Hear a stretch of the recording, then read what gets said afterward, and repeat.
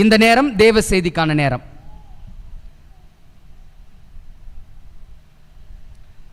கர்த்தருடைய பரிசுத்த நாமத்திற்கு துதிகனம் மகிமை உண்டாவதாக. பரிசுத்தமான ஓய்வு நாள் வேளையில் உங்களோடு கூட இந்த பரிசுத்த ஆராதனையில் கலந்து கொள்ளும்படியாக ஆண்டவர் அடியனுக்கு கொடுத்த வாய்ப்பிற்காக நான் நன்றிகளை தெரிவித்துக் கொள்ளுகிறேன். இந்த திருச்சபை ஊழிய பணியை நான் இந்த பகுதியில் ஆரம்பித்த சமயத்தில் ஒரு முறை வந்திருக்கிறேன். நான் அதாவது ஓய்வு நாள் ஆராதனைக்கு அப்படின்னு சொல்லி வரல, வந்திருக்கிறேன். ஆலயம் அந்த பக்கத்தில் இருந்துச்சு. முதல் என்னுடைய ஊழிய அனுபவத்தினுடைய முதல் படை முயற்சி கூட்டம் 8ஆம் அடை பகுதியில் நடத்தப்படும் பொழுது இந்த திருச்சபையிலிருந்து தான் புல்பிட் இங்கிருந்து தான் எடுத்துகிட்டு போனோம் அங்கே செய்தி கொடுப்பதற்காக. மேலும் ஒரு சில அறிந்த முகங்கள், பரிச்சயமான முகங்கள் இருக்கிறது. அதற்காக நான் கர்த்தரை துதித்து கொள்ளுகிறேன். போதகருடைய அன்பான வரவேற்பிற்காக நான் கர்த்தரை துதித்து கொள்ளுகிறேன், நன்றியை தெரிவித்து கொள்ளுகிறேன். ஓய்வு நாள் பள்ளி நிகழ்ச்சி பெரும்பாலும், அதாவது சில இங்கே வர்றதுக்கு முன்பாக, அதாவது ஓய்வு நாள் பள்ளியினுடைய இயக்குனராக இருப்பதற்கு முன்பாக புதுக்கோட்டை பகுதியில் ரீஜன் டைரக்டராக இருந்தேன். அப்பொழுது ஊழியர்களிடத்தில் நான் சொல்லக்கூடிய ஒரு விஷயம் என்ன அப்படின்னா, உங்களுடைய திருச்சபைக்கு நான் வர்றேன் அப்படின்னு சொன்னால், பாஸ்டர்ஸ் நீங்கள் ஓய்வு நாள் பள்ளி பாடம் எடுக்கணும் அப்படின்னு சொல்லி சொல்வது உண்டு. இங்கே நான் எதிர்பார்க்கலை. கடந்த 5 மாதங்களாக பல திருச்சபைகளுக்கு போனதில் முதல் திருச்சபையாக சபை போதகர் ஓய்வு நாள் பள்ளி பாடத்தை எடுக்க காண முடிந்தது. அதற்காக நான் கர்த்தரை துதித்து கொள்ளுகிறேன். நிறைய இடங்கள் என்ன அப்படின்னா, மெம்பர்ஸ் யார்ட்டையாவது கொடுத்துட்டு பாஸ்டர்ஸ் என்ன செஞ்சிருவாங்க, ஒதுங்கிடுவாங்க. அவ்விதமாக இல்லாமல் போதகர் உற்சாகத்தோடு நேர்த்தியாக ஓய்வு நாள் பள்ளி பாடத்தை எடுத்தாங்க. பங்கு பெற்றவர்கள் இயற்கை செய்தியாக இருக்கட்டும், அயல்நாட்டு செய்தியாக இருக்கட்டும், நேர்த்தியாக நடந்ததை பாரம்பரியமிக்க திருச்சபை அப்படிங்கிறத இதன் மூலமாக காண முடிந்தது. கர்த்தர் இத்திருச்சபையை மேலும் ஆசீர்வதிப்பாராக. தெரிந்த ஒரு வேத பகுதியை தான் நாம் என்ன செய்ய போகிறோம் அப்படின்னு சொன்னால், இன்றைக்கு நம்ம தியானமாக பார்க்கும்படியாக இருக்கிறோம். லூக்கா 15ஆம் அதிகாரம்.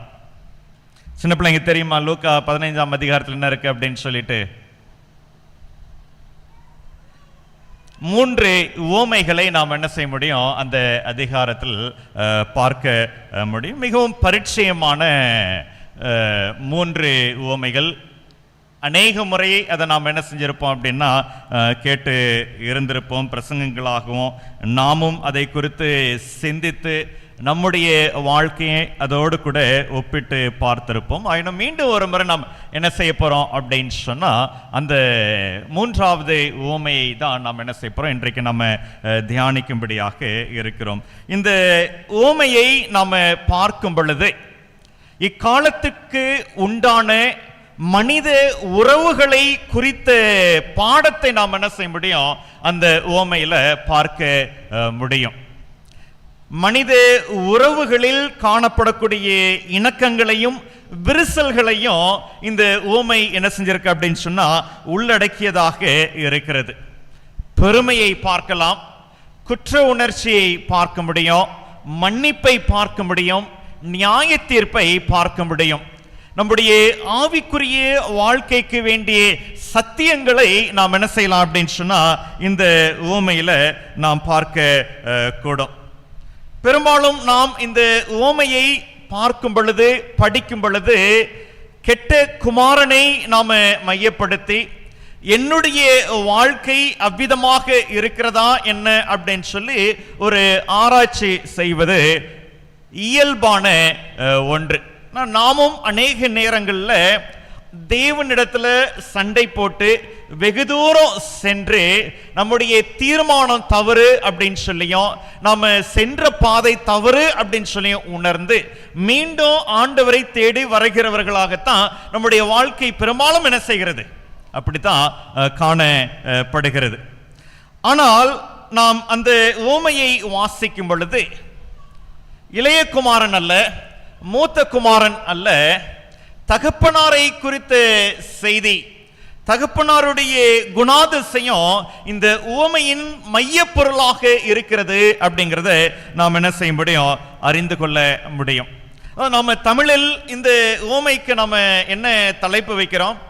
கெட்ட குமாரன் அப்படின்னு சொல்லி சொல்றோம். காணாமல் போன மகன் அப்படிங்கிற தலைப்பும் நாம் கொடுப்பது உண்டு. இந்த கெட்ட குமாரன் அப்படிங்கிற தலைப்பு எவ்விதமாக வந்தது அப்படின்னு சொன்னா ஆங்கிலத்தில் ப்ராடிகல் சன் அப்படின்னு சொல்லி சொல்லப்படுவது உண்டு. இந்த உவமைக்கு ப்ராடிகல் சன் அப்படின்னு சொல்லி தலைப்பு உண்டு. அததான் நாம் இங்கு தமிழில் அதை வைக்கும் பொழுது கெட்ட குமாரன் அப்படின்னு சொல்லி அந்த தலைப்பானது வைக்கப்பட்டு இருக்கிறது. அந்த ப்ராடிகல் அப்படின்னு சொல்லி சொல்லும் பொழுது ஆங்கில அகராதியில் பார்த்தோம் அப்படின்னு சொன்னா அது இன்னும் வித்தியாசமான பொருளை உள்ளடக்கிய ஒரு வார்த்தையாக இருக்கிறது அப்படின்னு சொல்லி என்ன செய்ய முடியும், பார்க்க முடியும். அதாவது கெட்ட குமாரன் அப்படின்னு சொல்லி சொல்லும் பொழுது நம்ம என்ன நினைக்கிறோம், அவன் என்ன தவறு செய்தான் அப்படின்னு சொல்லி நினைக்கிறோம். அவன் ஒழுக்கம் கெட்டு போய், அதாவது மூத்த குமாரன் ஒரு குற்றச்சாட்டை அவன் மீது வைக்கிறான், காசு எங்கேயோ போய் கொட்டுனா அப்படின்னு சொல்லி சொல்றான். சோ அந்த வாக்கியத்தை நாம் அடிப்படையாக எடுத்துக்கொண்டு இந்த இளைய குமாரனுடைய வாழ்க்கை இவ்விதமாக இருந்தது, இப்படிதான் அவன் விரயம் செய்தான், அதனாலதான் அவன் கெட்ட குமாரன் அப்படின்னு சொல்லி நாம் நினைக்க தோன்றுகிறது நமக்கு. ஆனால் அந்த ப்ராடிகல் கெட்ட அப்படின்னு சொல்லி சொல்லும் பொழுது அது கொடுக்கக்கூடிய பொருள் சற்று வேறாக இருக்கிறது. அதாவது கெட்ட அப்படின்னு சொல்லி சொல்லுவதை காட்டிலும் ஊதாரித்தனமான மகன் அப்படின்னு சொல்லி சொல்லும் பொழுது அந்த தலைப்பு இன்னும் அந்த உவமைக்கு பொருத்தமானதாக அது இருக்கும் அப்படிங்கறத நாம் என்ன செய்ய முடியும், பார்க்க முடியும். அதாவது ப்ராடிகல் அல்லது ஊதாரித்தனம் அப்படின்னு சொன்னா அதனுடைய பொருள் என்ன அப்படின்னு சொல்லி பார்க்கும் பொழுது தன்னிடத்தில் இருக்கக்கூடிய ஒரு பொக்கிஷத்தை அல்லது சொத்தை, தனக்கு சேர்ந்திருக்கக்கூடிய ஒன்றை கணக்கு வழக்கு இல்லாம ஊதாரித்தனமாக செலவு செய்வது. சரி, தனக்கு அப்படின்னு சொல்லி ஏதோ ஒன்று அதிகமாக இருக்கிறது, அது ஒரு ஒழுங்காக இல்லாம வரக்கூடிய காலத்துக்கு அதை சேர்த்து வைக்கணும் அப்படின்னு சொல்லி இல்லாம அதை விரயமாக செலவு செய்வதுதான் ஊதாரித்தனம் அல்லது ப்ராடிகல் அப்படிங்கக்கூடிய காரியம். இந்த ஊதாரித்தனம் இரண்டு வகையாக நாம் என்ன செய்ய முடியும், பார்க்க முடியும். ஒன்று என்ன அப்படின்னு சொன்னா, சில ஐஸ்வர்யவான்களை குறித்து நாம கேள்விப்பட்டிருப்போம். அவங்க கொடுக்கிறதுல வள்ளல்கள் என்று சொல்லி நாம சரித்திரத்தில் படித்திருப்போம். அவங்க கொடுத்து மற்றவர்களுடைய வளர்ச்சிக்காக, அவர்களுடைய நன்மைக்காக கொடுத்து இவங்க என்ன செஞ்சிருப்பாங்க, ஒன்றும் இல்லாதவர்களாக போயிருப்பாங்க. சரி, நல்ல விதத்துல ஊதாரித்தனமாக கொடுக்கிறது. இன்னொன்னு ஊதாரித்தனமாக அது எந்த விதமான நன்மையை யாருக்கும் கொடுக்காத வகையில அதை செலவு செய்யறது. சரி, இரண்டு விதமாக நாம் என்ன செய்ய முடியும், இந்த ஊதாரித்தனம் அப்படிங்கிறதை நாம் பார்க்க முடியும். சரி, நாம் இந்த இளைய குமாரனை குறித்து நாம பார்க்கும் பொழுது அவன் அடிப்படையில் அவனுடைய குணாதிசயம் மரியாதை தெரியாதவனாக, சுயத்தை முதன்மையாக வைத்து தன்னுடைய வாழ்க்கை நல்லா இருந்தா போதும் அப்படிங்கிற ஒரே மனப்பான்மையோடு செயல்படக்கூடியவனாக இந்த இளைய குமாரன் இருக்கிறத நாம் என்ன செய்யலாம், பார்க்கலாம். மேலும் இந்த இளைய குமாரனுக்கு வீட்டில் இருக்கிறது எப்படி இருக்குது அப்படின்னு சொன்னா சிறைச்சாலையில் இருக்கிறது மாதிரியான ஒரு அனுபவம். அதாவது சில நேரங்களில் சில பணக்கார வீட்டை பார்க்கும் பொழுது அங்க எல்லாமே இருக்குது அப்படின்னு சொல்லி நாம் என்ன செய்வோம், நினைப்பாங்க, குறை இல்லை அப்படின்னு சொல்லி. ஆனா எல்லா வசதிகளையும் உடைய பிள்ளைகளுடைய எண்ணம் எப்படி இருக்குது அப்படின்னு சொன்னா வீட்டில் இருக்கிறது எப்படி இருக்கு, சுதந்திரமானது பரிபூர்ண நிலையில தான் நம்முடைய வாழ்க்கை இருக்குது அப்படிங்கிறது தான் எண்ணமாக இருக்கிறது. இவனுடைய எண்ணமும் அவ்விதமாகத்தான் இருந்தது. தன்னுடைய எண்ணங்களை, தன்னுடைய எதிர்பார்ப்புகளை, தன்னுடைய கனவுகளை நிறைவேற்றிக் கொள்வதற்கு என்னுடைய வீடு எனக்கு என்ன செய்யல? சுதந்திரம் கொடுக்கல. நினைக்கிறீங்களா என்னுடைய வீட்டில் ஃப்ரீடம் இல்லை அப்படின்னு சொல்லி நினைக்கிறீங்களா? வாலிப பிள்ளைங்க, சின்ன பிள்ளைங்க, என்னுடைய வீட்டில் ஃப்ரீடம் இல்லை, என்னுடைய பெற்றோர் இதை செய்யக்கூடாது அதை செய்யக்கூடாது அப்படின்னு சொல்லி, கூடாது அப்படிங்கிற கட்டளை தான் என்னுடைய வீட்டில் அதிகமா இருக்குது அப்படின்னு சொல்லி நினைக்கிறீங்களா? இந்த இளைய குமாரனுடைய எண்ணம் அதுவாகத்தான் இருந்தது. என்னுடைய வீட்டில் எனக்கு சுதந்திரம் இல்லை, நான் இதை செய்யணும் அதை செய்யணும் அப்படின்னு சொல்லி நான் நினைக்கிறேன். வாலிபர்கள், நான் இந்த தொழிலை செய்யணும் அந்த தொழிலை செய்யணும், இதுல முதலீடு செய்யணும், இதுல வருமானம் அதிகமாக இருக்கும், நான் இந்த பாதையை நான் தேர்ந்தெடுக்க வேண்டும், இன்னும் தேர்ந்தெடுக்கக்கூடிய தருணத்தில் நான் வரலையா, என்னுடைய வீட்டில் அனுமதி இல்லை அப்படின்னா நான் இருக்கக்கூடிய இடம் எனக்கு எதுவாக இருக்கிறது? சிறைச்சாலையாக இருக்கிறது. இந்த கெட்ட குமாரனுடைய எண்ணம் என்ன? அவ்விதமாகத்தான் இருந்தது. நான் சிறைச்சாலையில் இருக்கிறேன், எனக்கு எந்த விதமான சுதந்திரமும் இல்லை. அப்ப எனக்கு சுதந்திரம் வேணும் அப்படின்னு சொன்னா நான் வீட்டை விட்டு நான் என்ன செய்யணும்? வெளியே போகணும். என்னுடைய தீர்மானத்தின்படி நான் வாழணும் அப்படின்னு சொன்னா, என்னுடைய சிந்தையின்படி நான் காரியங்களை செய்யணும் அப்படின்னு சொன்னா எனக்கு சுதந்திரம் வேணும், வீட்டை விட்டு போகணும். அப்ப வழக்கத்திற்கு மாறாக, அன்றைய நாளில் மாத்திரமல்ல இன்றைக்கும் அது வழக்கத்திற்கு உட்பட்டது இல்லை, எல்லாவற்றிற்கும் மாறாக அவன் என்ன செய்யறான் அப்படின்னு சொன்னா, தகப்பனார் இடத்துல போய் சொத்தை பிரித்து தரும்படியாக கேட்கிறான். அது தகப்பனாருக்கு அதிர்ச்சி தரக்கூடிய விஷயமாக இருந்தாலும் அவர் என்ன செய்யறார் அப்படின்னா, அந்த அழுத்தத்திற்கு இடம் கொடுத்து சரி அப்படின்னு சொல்லி அந்த சொத்தை பிரித்து தருகிறத நாம் என்ன செய்யறோம்? பார்க்கிறோம். வாங்கிட்டான், தன்னுடைய வாழ்க்கை சுதந்திரமாயிருச்சு, இனி என்னுடைய இஷ்டப்படி நான் வாழலாம், நான் எதுல முதலீடு செய்யணும்னு நினைக்கிறேனோ நான் அதை செய்யலாம், நான் என்ன பிசினஸ் பண்ணணும்னு நினைக்கிறேனோ நான் அந்த பிசினஸ் நான் என்ன செய்யலாம்? செய்யலாம். எப்படி என்னுடைய எதிர்காலம் இருக்கணும் அப்படின்னு சொல்லி நான் கனவு கண்டு இருக்கிறேனோ அவ்விதமாக என்னுடைய வாழ்க்கையை நான் செயல்படுத்தலாம் அப்படின்னு சொல்லி நினைத்தவனாக மகிழ்ச்சியாக என்ன செஞ்சான் அப்படின்னா வெளியே போனான். உண்மை வாழ்க்கை என்ன அப்படிங்கிறது வெளியே போகும்போது தான் தெரியும். இருக்கிறது வரைக்கும், பாதுகாப்புல இருக்கிறது வரைக்கும், பெற்றோர்களுடைய அரவணைப்புல இருக்கிறது வரைக்கும் உலகம்னா என்ன, உலக வாழ்க்கைனா என்ன அப்படிங்கிறது தெரியாது. இவனும் அவ்விதமான ஒரு சூழலில் தான் இவன் என்ன செஞ்சான் அப்படின்னா, வெளியே போறது எனக்கு சுதந்திரம் அப்படின்னு சொல்லி இவன் கடந்து போனான். 30வது வசனத்தை வாசிங்கள். 15ஆம் அதிகாரம். மூத்தவன் சொல்றான், வேசிகளிடத்தில் உம்முடைய ஆஸ்தியை அழித்து போட்டு உம்முடைய குமாரனாகிய இவன், சரியா, இவன் போய் பார்க்கல. மூத்தவனுக்கு தெரியாது ஆஸ்தி அழிந்து போனது அப்படிங்கிறது தெரியும், எவ்விதத்தில் அது அழிந்து போனது அப்படிங்கிறது மூத்தவனுக்கு தெரியாது. ஒரு குற்றச்சாட்டை அவன் என்ன செய்யறான்? அவன் அங்கே சுமத்துகிறான். அவன் ஒருவேளை ஒட்டக பந்தயத்தில் என்ன செஞ்சிருந்திருக்கலாம்? இன்னைக்கு பெட்டிங் நம்மை சுற்றி நடக்கக்கூடியதில் இந்த பெட் கட்டுறது என்ன செய்யுது அப்படின்னு சொன்னா ரொம்ப பிரபலமாக இருக்கிறது.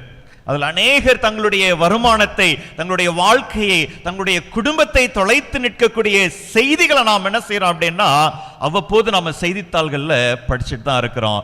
ஆனால் இருந்தும் அதுல போகிறவர்களுடைய எண்ணிக்கை அதிகமாகத்தான் இருக்கிறது.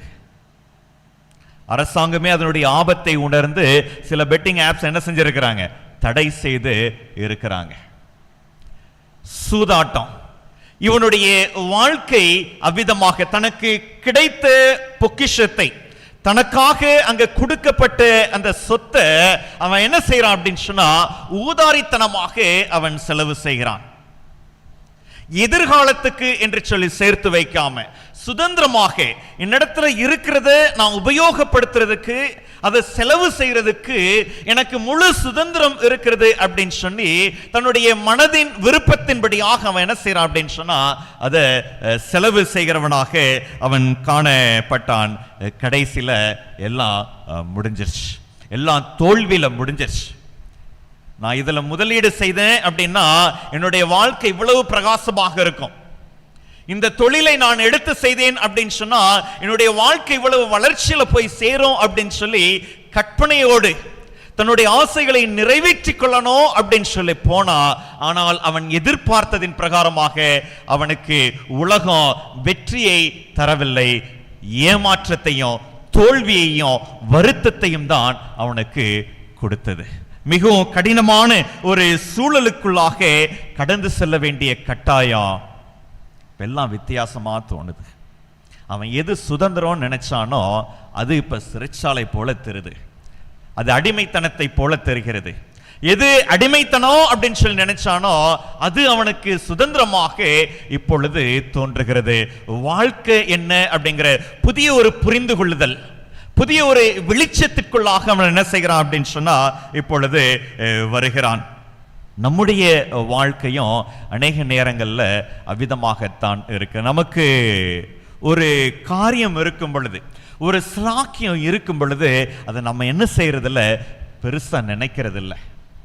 நம்முடைய ஆரோக்கியத்தை எடுத்துக்கோங்களேன், நம்ம ஆரோக்கியமா இருக்கிறது வரைக்கும் சரீரத்தை குறித்து எந்த கவலையும் நம்ம படுறது கிடையாது. ஆரோக்கிய கேடு வரும்போதுதான் நம்ம என்ன செய்யறோம் அப்படின்னா, ஐயோ இதை செய்யாம விட்டோமே, நம்முடைய சரீரத்தை இப்படி நம்ம பேணிக்கொள்ளாமல் விட்டுட்டோமே, அதுக்கு பிறகுதான் என்ன செய்யுது, வருத்தங்கள் வருகிறது. அது வரைக்கும் நம்ம என்ன செய்யறதில்ல, கண்டுக்கிடுறது இல்லை. நம்முடைய வேலை, நம்முடைய தொழில், நம்ம இருக்கக்கூடிய வேலை, 1000 பிரச்சனைகள், அதுல இருக்கக்கூடிய கஷ்டம் எல்லாத்தையும் நம்ம என்ன செய்யறோம் பார்த்துட்டு, இது எனக்கு வேண்டாம், இன்னொரு வேலை இருந்தா நல்லா இருக்கும் அப்படின்னு சொல்லி வேலையை விட்டுட்டு போகும் பொழுது அங்க வேலை கிடைக்கல, இருந்த வேலையை தக்க வச்சிருந்திருக்கலாமே, இதுல எவ்வளவோ நிம்மதி இருந்துச்சு, இதுல எவ்வளவோ எனக்கு சுதந்திரம் இருந்ததே. குடும்ப வாழ்க்கை எல்லாவற்றிலையும் நம்முடைய எண்ணம் என்ன செய்கிறது சொல்லுகிறது அப்படின்னு சொன்னா, இருக்கிறது வரைக்கும் அதை நாம் என்ன செய்யறது இல்லை, அதிகமாக நாம் அதை மகிழ்ச்சி ஆக்கிக் கொள்வது கிடையாது, அதுல களி கூறுவது கிடையாது. அது பறிபோகும் பொழுதுதான் அதில் இருக்கக்கூடிய நன்மை என்ன செய்கிறது தெரிகிறது. இவனுக்கு அப்பதான் புத்தி வந்துச்சு, அந்த கஷ்டத்துல இருக்கும் பொழுதுதான் அவனுக்கு புத்தி வந்தது. சமுதாயத்துல, பொருளாதாரத்துல, எல்லா விதத்திலையும் அவன் வீழ்ச்சி அடைந்து தனித்து விடப்பட்ட சூழலில் தான் அவனுக்கு புத்தி வருது. நான் இருந்தது அடிமைத்தனம் அல்ல, அதுதான் உண்மையான சுதந்திரம் அப்படிங்கிற எண்ணம் அவனுக்குள்ளாக வந்தது. என்னுடைய தகப்பனாருடைய வீட்டுல வேலைக்காரர்கள் எப்படி இருந்தாங்க, சுதந்திரமாய் இருந்தாங்க. வேலைக்காரர்கள் சுதந்திரமா இருந்தாங்கன்னா, நான் ஒரு மகனா அந்த வீட்டில் எனக்கு எவ்வளவு சுதந்திரம் இருந்தது, அதை நான் எண்ணாம உணராமல் போய்விட்டேனே அப்படிங்கிற எண்ணம் என்ன செய்தது அப்படின்னு சொன்னா அவனுக்குள்ளாக வந்தது. அவன் அந்த சிந்தைக்குள்ளாக அவன் என்ன செய்தான், வர ஆரம்பித்தான். யோசிச்சவன் பார்த்தான், நான் வீட்டுக்கு போறது நல்லது, இங்கிருந்து நான் கஷ்டப்படுவதை காட்டிலும் என்னுடைய வீட்டுக்கு போனேன் அப்படின்னு சொன்னா நல்லது. ரிஹர்சல் பார்க்கறான், அப்பா கிட்ட போய் எப்படி மன்னிப்பு கேட்கறது, எப்படி பேசுறது, என்ன வார்த்தைகளை சொல்றது, எப்படி அவரிடத்துல ஒப்புரவாகிறது. அவன் சிந்தித்து பார்க்கறான், மகனா வேண்டாம், நான் அடிமையா இருந்தாலே அதுவே எனக்கு பெரிய சுதந்திரம். வீட்டு விட்டு வெளியில, பாதுகாப்பு வளையத்தை விட்டு வெளியில நான் அடிமைத்தனமாய் இருக்கிறத காட்டிலும் என்னுடைய வீட்டில் வேலைக்காரனாய் இருக்கிறது அது எனக்கு பெரிய சுதந்திரம் அப்படிங்கிறது அவனுக்கு பின்பாகத்தான் என்ன செய்கிறது அப்படின்னு சொன்னா அந்த எண்ணம் வருது. அது கர்த்தருக்கு அன்பானவர்களே, நமக்கு தேவையில்லாத ஒரு விஷயத்தை நாம் அடைந்து கொள்ளணும் அப்படின்னு சொல்லி முற்படும் பொழுது அது ஒருபோதும் திருப்தியை கொடுக்காது. அது புரிஞ்சுக்கிடணும். நம்ம எனக்கு ஒரு விஷயம் அவசியம் இல்லை அப்படின்னு சொன்னா அந்த அவசியமில்லாத ஒன்றை நான் எனக்கு நிறைய சேர்த்து வைத்துக் கொள்வதற்காக நான் பிரயாசப்பட்டு எவ்வளவு பிரயாசப்பட்டாலும் அது என்னுடைய வாழ்க்கையில ஒருபோதும் அது திருப்தியை கொடுக்காது. காரணம், அது எனக்கு அவசியம் இல்லாதது.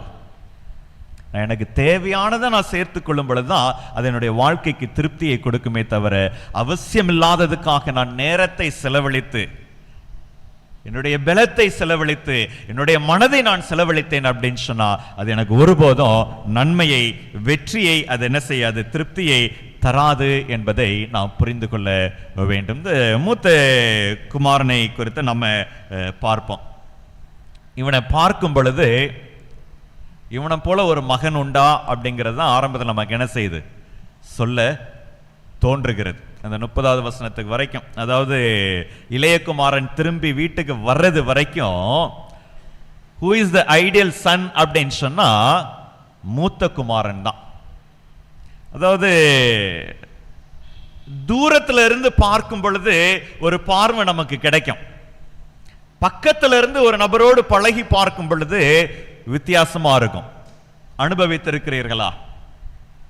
இந்த கார் வாகனத்தை எடுத்துக்கொள்வோமே, இந்த கருப்பு கலர் கார் என்ன சொல்றாங்க அப்படின்னா, தூரத்துல இருந்து பார்க்கும்போது அழகா இருக்குமா, ஆனா அதுல ஏதாவது ஸ்கிராட்ச், ஏதாவது அழுக்கு இருந்துச்சு அப்படின்னு சொன்னா நம்ம பக்கத்துல இருந்து அந்த காரை பார்த்தோம் அப்படின்னா அது பளிச்சுன்னு தெரியுமா. தூரத்துல இருந்து பார்க்கும் பொழுது அதெல்லாம் அந்த குறைபாடெல்லாம் என்ன செய்யாது, தெரியாது. பக்கத்துல இருக்கும்போது தான் ரொம்ப பளிச்சுன்ட்டு அது தெரியுமா. அதே போலதான் நம்முடைய வாழ்க்கையும் இருக்கிறது. இளையகுமாரன் வருவது வரைக்கும் இவன் ஒரு மாதிரி மகனாக இருந்தான். இவனை முன்மாதிரியாக காட்டி இருந்தா இவனை போல இருக்கணும் அப்படின்னு சொல்லக்கூடிய அளவில் இவனுடைய வாழ்க்கை என்ன செய்தது அப்படின்னு சொன்னா இருந்தது.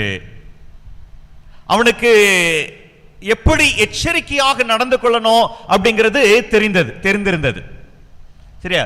தகப்பனுக்கு முன்னாடி எப்படி தன்னுடைய வாழ்க்கையை காண்பித்துக் கொள்ள வேண்டும் அப்படிங்கிறது நன்றாக தெரிந்தது. நம்ம அந்த மாதிரி தான் நம்ம என்ன செய்யறோம், நடித்து கொண்டு இருக்கிறோம். ஆண்டவர் நம்முடைய இருதயத்தை பார்க்கிறாரு அப்படிங்கிறத நம்ம மறந்துட்டு அவர் நம்முடைய வெளிப்புற வாழ்க்கையை தான் பார்க்கிறாரு அப்படின்னு நம்ம வெளியில நாம் என்ன செய்யறோம் அப்படின்னா, ஆண்டவருக்கு பிரியமுள்ளவர்களாக ஆவிக்குரிய வாழ்க்கை வாழ்கிறவர்களாக நாம் என்ன செய்யறோம், காண்பித்துக் கொண்டு இருக்கிறோம். அன்பானவர்களே, ஆண்டவர் நம்முடைய இருதயத்தை ஆராய்ந்து அறிகிற தேவன். நம்முடைய சிந்தை என்ன அப்படிங்கிறது அவருக்கு நன்றாக தெரியும். நம்ம ஆலயத்துல உட்கார்ந்து கொண்டு இருந்தாலும் நம்ம என்னெல்லாம் யோசிச்சு கொண்டு இருக்கிறோம் அப்படிங்கிறது பக்கத்துல இருக்கிறவங்களுக்கு தெரியாம இருக்கலாம், தேவனுக்கு நன்றாக தெரியும். இந்த மூத்த குமாரனுடைய வாழ்க்கை அவ்விதமாகத்தான் அவனுடைய வாழ்க்கையானது காணப்பட்டது. வெளிப்புறமாக தன்னுடைய தகப்பனார அவன் வருத்தப்பட செய்யல. அவர் சொன்னதெல்லாம் அவன் என்ன செய்தான், செய்து கொண்டுதான் இருந்தான். இளையகுமாரன் வருவது வரைக்கும். அந்த குமாரன் வந்த பிறகுதான் அந்த மூத்த குமாரன் யாரு அப்படிங்கிறது எல்லாருக்குமே தெரிய ஆரம்பித்தது. இன்னைக்கு நம்முடைய வாழ்க்கையை யோசித்து பார்க்கும் பொழுது நமக்கும் ஆண்டவருக்கும் இடையிலான உறவு எவ்விதமாக இருக்கிறது? அது ஒரு கஷ்டம், ஒரு உபத்திரவம் அப்படின்னு வரும் பொழுதுதான் நாம் எந்த அளவுக்கு ஆண்டவரோடு இணைந்திருக்கிறோம் அப்படிங்கிறது நமக்கு தெரிய வரும். உதாரணமாக ஞாயிறு ஆசரிப்பு சட்டம் வரும் பொழுதுதான் நான் எந்த அளவுக்கு ஓய்வுனால உண்மையாக கை கொண்டிருக்கிறேன் அப்படிங்கிறது அப்பதான் தெரியும். இப்ப நம்ம வருகிறோம் போகிறோம், ஆனால் அந்த சட்டம் வரும் பொழுது நான் உண்மையாக நான் எந்த அளவுக்கு இருந்தேன், விசுவாசமாக இருந்தேன், ஓய்வு நாளை உறுதியாய் பிடித்துக் கொண்டிருந்தேன் அப்படிங்கிறது அந்த சூழலில் அது என்ன செய்யும் அப்படின்னா வெளிப்படையாக அது தெரிய வரும். கர்த்தருக்கு அன்பானவர்களே, என்னுடைய வாழ்க்கை எவ்விதமாக இருக்கிறது? நான் வெறும் பார்வைக்கு வெளியில தோற்றத்துல நான் ஆண்டவருடைய பிள்ளையாக இருக்கிறேனா, அல்லது என்னுடைய இருதயத்துல நான் ஆண்டவரை நேசிக்கிறவனாக, ஆண்டவரை என்னுடைய இருதயத்தில் வைத்திருக்கக்கூடிய நபராக நான் இருக்கிறேனா அப்படிங்கிறத நாம் சற்று சிந்தித்து பார்க்க வேண்டும். இந்த மூத்த குமாரன் அவனுடைய இருதயத்துல அவ்வளவு பொறாமை, அவ்வளவு வெறுப்பு அவன் சேர்த்து வைத்திருந்தான். அதெல்லாம் பின்னாடிதான் என்ன செய்து வெளியில தெரிய வருது. அது வரைக்கும் தெரியல, அவங்கிட்ட இருந்த கோபம் வெளியே யாருக்கும் தெரியல. இருதயத்துல எவ்வளவு அழுக்கு நிறைந்தவன் அப்படிங்கிற அது வரைக்கும் யாருக்கும் தெரியல. இளையகுமாரன் வந்ததும் வீட்டில் நடக்கக்கூடிய நிகழ்ச்சியை பார்க்கும் பொழுது அவன் சேர்த்து வைத்திருந்த தீய குணங்கள் எல்லாம் என்ன செய்த அப்படின்னு சொன்னா பொங்கி வெளியே வருது. அது வெளிப்புறமாக அவன் என்ன செய்யறான் அப்படின்னு சொன்னா காட்ட ஆரம்பித்தான். அங்க நம்ம 2 விஷயத்தை அவனை குறித்து பார்க்கலாம். 29ஆம் வசனத்தை வாசியுங்கள். அவன் தகப்பனுக்கு பிரதியுத்தரமாக, இதோ இத்தனை வருஷ காலமாய் ஊழியம் செய்து கற்பனையை மீறாதிருந்தும் என் சிநேகிதரோடு சந்தோஷமாய் இருக்கும்படி எனக்கு ஒரு ஆட்டுக்குட்டியை நீங்க என்ன செய்யல, ஒரு முறையும் எனக்கு கொடுத்தது இல்லை அப்படின்னு சொல்லி சொல்றேன். அதாவது என்ன அப்படின்னா, நான் இத்தனை காலம் நான் கீழ்ப்படிந்திருந்தேனே. இன்னைக்கு நாம சொல்றோமா, ஆண்டவரே நான் தசம பாகம் கொடுத்தேன், நான் ஆலயத்துக்கு நேரத்தோடு நான் வந்தேன், ஆலய ஆராதனைகள்ல நான் எல்லாத்திலுமே நான் உற்சாகமாய் பங்கு கொண்டேன், அப்புறம் ஏன் என்னுடைய வாழ்க்கையில் இந்த பிரச்சனை, அப்புறம் ஏன் என்னுடைய வாழ்க்கையில் இந்த தடங்கள், ஏன் இந்த காரியம் எனக்கு சித்திக்கவில்லை? இல்லை அன்பானவர்களே, அந்த கேள்வி என்ன செய்யக்கூடாது அப்படின்னு சொன்னா நமக்குள்ளாக வரக்கூடாது. இவன் தன்னுடைய தகப்பனாரை குற்றப்படுத்தினான். அது வரைக்கும் நல்லவனாக இருந்தவன் என்ன செய்யறான் அப்படின்னு சொன்னா, அது வரைக்கும் தகப்பனை குறித்து எந்த ஒரு வார்த்தையும் பேசாதவன், சொன்னதுக்கெல்லாம் கீழ்ப்படிந்தவன், இப்ப தன்னுடைய தகப்பனாரை குற்றப்படுத்துறான். குற்றப்படுத்தினது மாத்திரமல்ல, வா வீட்டுக்குள்ள அப்படின்னு சொல்லி கூப்பிடுறாரு. இல்ல நான் வரமாட்டேன் அப்படின்னு சொல்லி சொல்றான். கீழ்ப்படிதல் எங்க போச்சு? குற்றப்படுத்துகிற மகனாகவும் அங்கே கீழ்ப்படியாதவனாகவும் நம்ம என்ன செய்யறான் அப்படின்னு சொன்னா அங்க மாறிவிட்டு, இந்த 2 குமாரர்களையும் ஒப்பிட்டு பார்க்கும் பொழுது இந்த 2 குமாரர்களிடத்திலையும் அநேக ஒற்றுமைகளை நாம் என்ன செய்ய முடியும் அப்படின்னு சொன்னா பார்க்க முடியும். ஒருத்தன் கீழ்ப்படியாமல் பிதாவை விட்டு தகப்பனை விட்டு தூரம் போயிருந்தான். இன்னொருத்தன் கீழ்ப்படுகிறவனாய் இருந்தும் தகப்பனை விட்டு தூரம் போயிருந்தான். 2 பேருமே தகப்பனுடைய அன்பை விட்டு தூரத்துல தான் என்ன செஞ்சாங்க, இருந்தாங்க. இருவருடைய நிலையும் ஆவிக்குரிய நிலையும் பார்க்கும் பொழுது ஒரே விதமாகத்தான் அது காணப்பட்டதாக இருந்தது. இவன் வீட்டுக்கு வெளியில காணாம போனா, மூத்த குமாரன் வீட்டுக்குள்ளேயே காணாமல் போனான். மூத்தவன் சொத்து, இளையவன் சொத்தை வாங்கிட்டு வெளியில போய் ஊதாரித்தனமாக அதை செலவழித்தான். இவன் நான் செலவழிக்கிறதுக்கு, நான் சந்தோஷமா இருக்கிறதுக்கு எனக்கு ஒண்ணுமே கொடுக்கல, கிடைக்கல அப்படின்னு சொல்லி குற்றப்படுத்துகிறவனாக இவன் என்ன செய்தான், காணப்பட்டான். என்ன வித்தியாசம் அப்படின்னு சொல்லி பார்த்தா, இளைய குமாரன் தன்னுடைய தவறை உணர்ந்து தகப்பனாருடைய அன்பை புரிந்து கொண்டவனாக அவன் என்ன செய்யறான், திரும்ப வந்தான் அப்படிங்கிறத பார்க்கிறான். அதுதான் அங்க வித்தியாசம். இந்த உவமையினுடைய 3ஆம் கதாபாத்திரத்துக்குள்ளாக நாம கடந்து செல்வோம். இந்த உவமையினுடைய மைய கதாபாத்திரமாக இருக்கக்கூடிய தகப்பனார், தகப்பனாருடைய அன்பு, அவருடைய அன்பு எத்தகையதாக இருந்தது அப்படின்னு சொல்லி பார்க்கும் பொழுது அது நமக்கு பைத்தியக்காரத்தனமாக அது என்ன செய்கிறது தெரிகிறது. அதாவது நான் ஆரம்பத்தில் சொல்லும் பொழுது தலைப்பு கொடுத்தேன், ப்ராடிகல் சன். ப்ராடிகல் சன் அப்படின்னு சொல்லி அல்ல, ஊதாரி மகன் அல்ல, ஊதாரி தகப்பன். அதான் இந்த ஊமைக்கான தலைப்பு. இங்க ஊதாரித்தனமாக இருந்தது மகன் அப்படின்னு சொல்லி நாம நினைக்கிறோம். இல்ல பிரியமானவர்களே, நம்முடைய பிதாவானவர் தான் ஊதாரித்தனமாக இருக்கிறார். என்ன ஊதாரித்தனம் அப்படின்னு சொன்னா, அவர் வைத்திருக்கக்கூடிய அன்பு அது நமக்காக. நம்ம ஆண்டவரை விட்டு எவ்வளவு தூரம் போனாலும், எத்தனை முறை அவரை சிலுவையில் அறைந்து அவரை விட்டு நம்ம தூரம் போனாலும், அவர் ஊதாரித்தனமாக அளவில்லாம அவர் என்ன செய்யறார் அப்படின்னு சொன்னா, அவர் நம்மை நேசித்துக் கொண்டே இருக்கிறார். மீண்டும் மீண்டும் நீங்களும் நானும் அவர் அண்டையில சேரணும் அப்படின்னு சொல்லி அழைப்பு கொடுத்து கொண்டே இருக்கிறார். அதுதான் அவருடைய குணம்.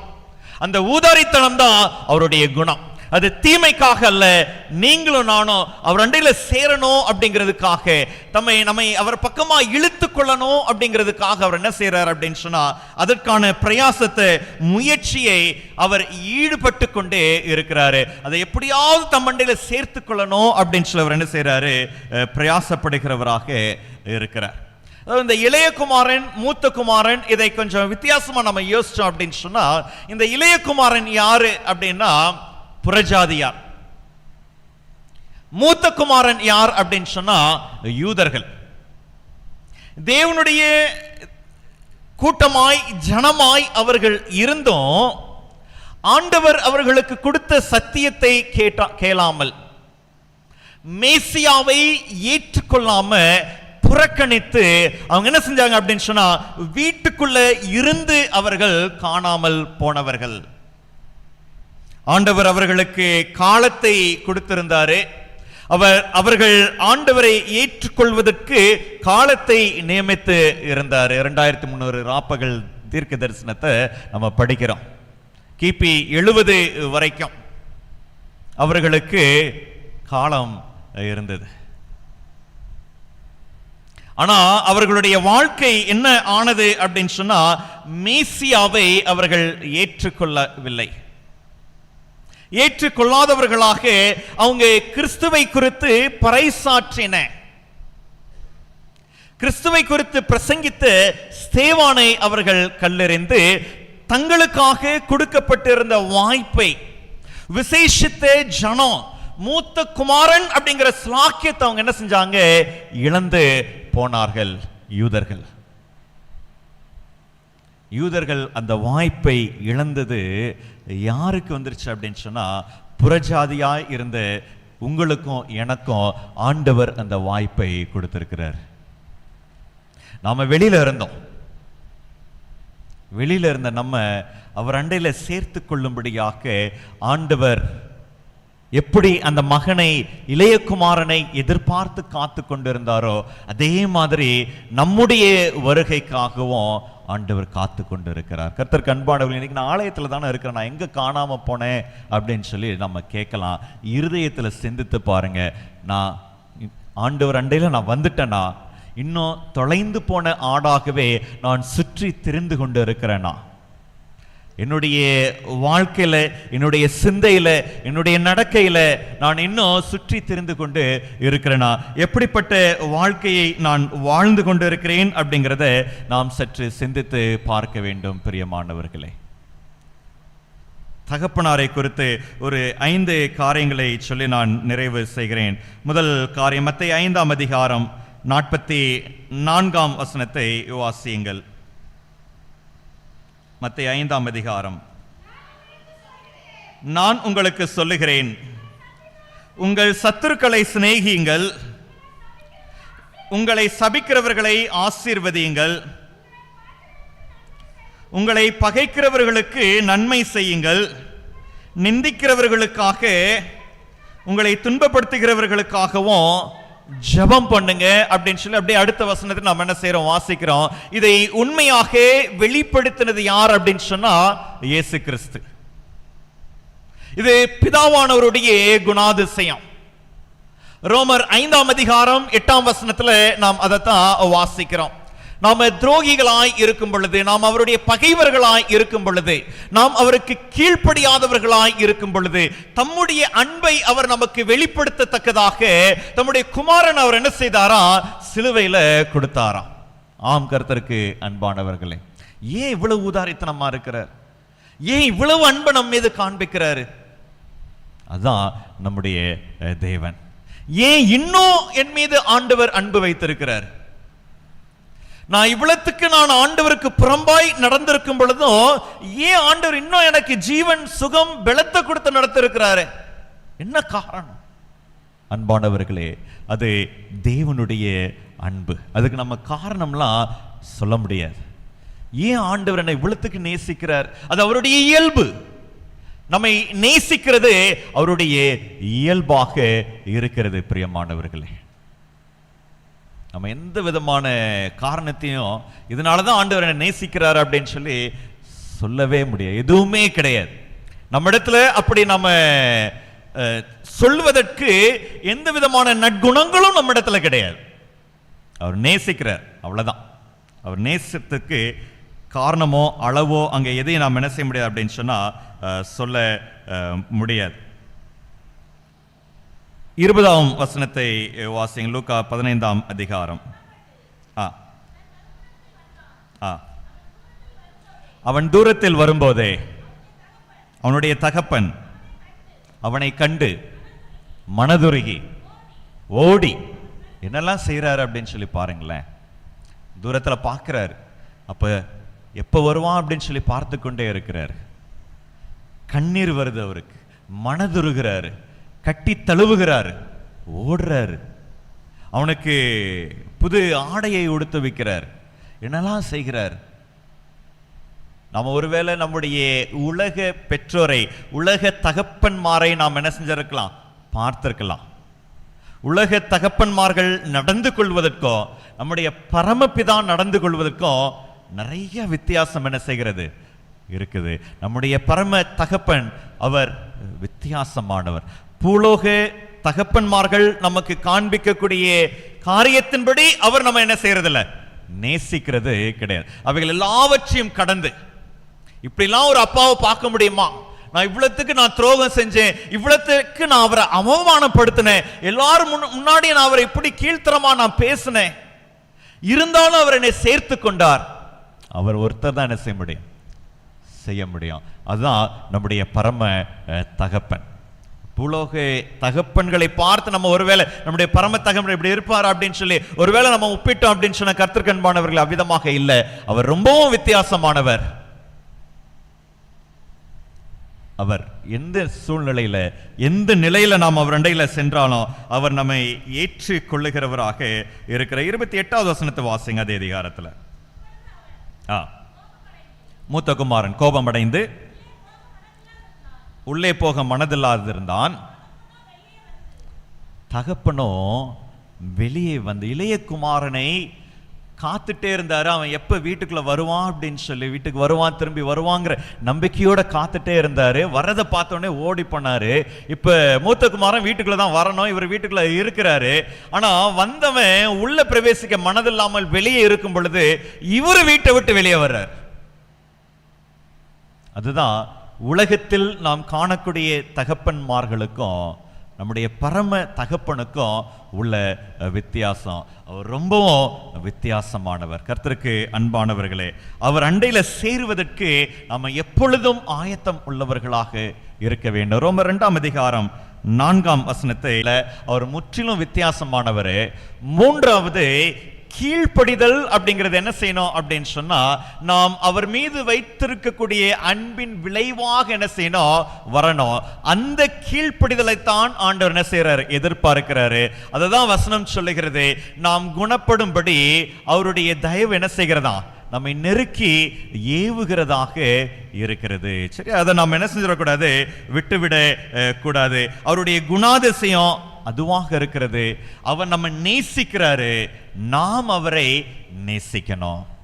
அவன் மூத்தவன் சொன்னான்ல, நீ சொன்ன எல்லாத்துக்கும் நான் என்ன செஞ்சேன், கீழ்ப்படிந்தேன். அன்பில்லாமல் கீழ்ப்படுகிறது பிரயோஜனம் இல்லை. பிரியமானவர்களே, அவரை நேசித்தவர்களாக நாம் என்ன செய்யணும், கீழ்ப்படிய வேண்டும்.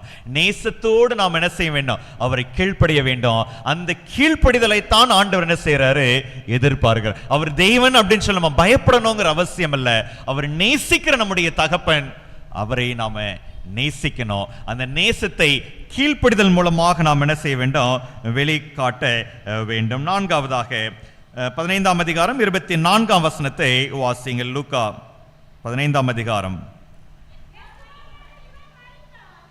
அவர் சொல்றார் இளையகுமாரனை பார்த்து, இவன் மரித்தான், திரும்பவும் உயிர்த்தான், காணாமல் போனான், திரும்பவும் காணப்பட்டான் என்றார். அதாவது இவன் வந்தது எப்படி வந்தான், என்ன செய்யுங்க, ஒரு வேலைக்காரனை என்ன செஞ்சுக்கோங்க, என்ன வச்சுக்கோங்க அப்படின்னு சொல்லி அவன் வந்தான். ஆனா இங்கு தகப்பன் செய்யக்கூடிய காரியம் என்ன அப்படின்னு சொன்னா, நம்முடைய பரம தகப்பன் செய்யக்கூடியது நம்ம மன்னிக்கிறது மாத்திரம் அல்ல. சரியா? சரி, நான் மன்னிச்சிட்டேன், வேலைக்காரனா இரு இல்ல, மீண்டும் மகன் அப்படிங்கிற அந்தஸ்து என்ன செய்யறாரு, கொடுக்கிறாரு. அதுதான் நம்முடைய பரம தகப்பன். அவரு குணம் அளிக்கிறவர் மாத்திரமல்ல, மன்னிக்கிறவர் மாத்திரமல்ல, மீண்டும் அந்த பரிபூர்ணத்தில் நம்ம கொண்டு வந்து வைக்கக்கூடிய தேவனாக இருக்கிறாரு. அததான் இழந்து போன பரிபூர்ணத்தை, ஏதேன் தோட்டத்தில் இழந்து போன பரிபூர்ணத்தை திரும்பவும் நாம என்ன செய்ய போறோம், பரம காணான்ல பெறப்போறோம். நம்ம பாவம் செஞ்சிட்டோம் அப்படின்னு சொல்லி ஆண்டவர் குறைத்து வைக்க போறதில்ல. நம்ம ஆண்டவரிடத்துல சேரும் பொழுது மீண்டும் நம்மளை என்ன செய்யறாரு, பரிசுத்தம் உள்ளவர்களாக மாற்றி அவருடைய மகிமையின் பிரசன்னத்தில் நம்ம என்ன செய்ய போறாரு, வைக்க போறார். பிரியமானவர்களே, நம்முடைய பிதாவானவர் அவ்விதமானவராக இருக்கிற ஒரு வசனத்தை அதுல வாசிப்போம். 31வது வசனம். மகனே, நீ எப்பொழுதும் என்னோடு இருக்கிறாய், என்னுடையதெல்லாம் உன்னுடையதாய் இருக்கிறது. கர்த்தருக்கு அன்பானவர்களே, ஆண்டவர் வைத்திருக்கக்கூடிய எல்லாம் யாருக்குரியதான்?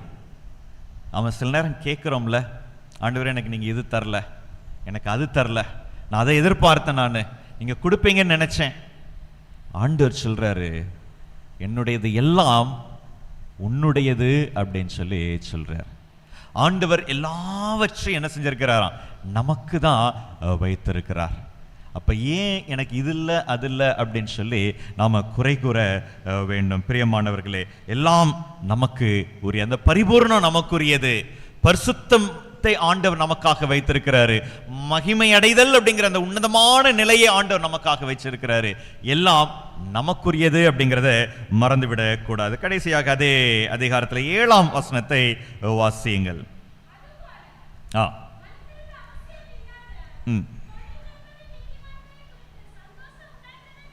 பார்க்கிலும் மனம் திரும்புகிற ஒரே பாவி நிமித்தம் பரலோகத்தில் மிகுந்த சந்தோஷம் உண்டாயிருக்கும் என்று உங்களுக்கு சொல்லுகிறேன். அதாவது நம்ம 23வது வசனத்தை வாசிச்சோம் நினைக்கிறேன். அந்த தகப்பனார் கண்டு, மகனை கண்டு அப்படின்னு சொல்லி பார்த்தோம்ல, காணாமல் போன ஆட்டுக்கும் அதே வார்த்தை தான்.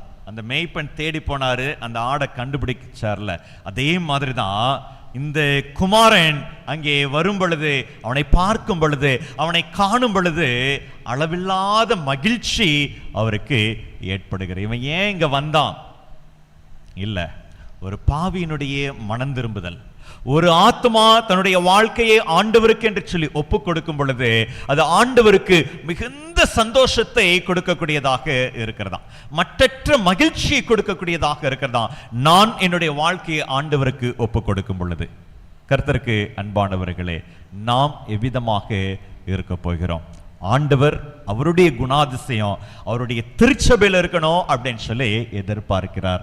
நீங்களும் நானும் ஊதாரித்தனமாக இருக்கணும் அப்படின்னு சொல்லி ஆண்டவர் எதிர்பார்க்கிறார். மற்றவர்களை மன்னிக்கிறதுலையும், மற்றவர்களை ஏற்றுக்கொள்ளுகிறதுலையும், மற்றவர்களை நேசிக்கிறதுலையும் நாம ஊதாரித்தனமாக என்ன செய்யணும் இருக்கு. ஏன்னா நம்முடைய ஆண்டவர் அவ்விதமாகத்தான் நம்மள என்ன செய்யறாரு, நேசிக்கிறாரு. அப்ப அவருடைய பிள்ளைகளாக இருக்கக்கூடிய நாம் எல்லாவற்றையும் நமக்காக கொடுத்திருக்கும் பொழுது நாம் ஏன் மற்றவர்களுக்கு அந்த நேசக்கரத்தை நாம் நீட்ட கூடாது?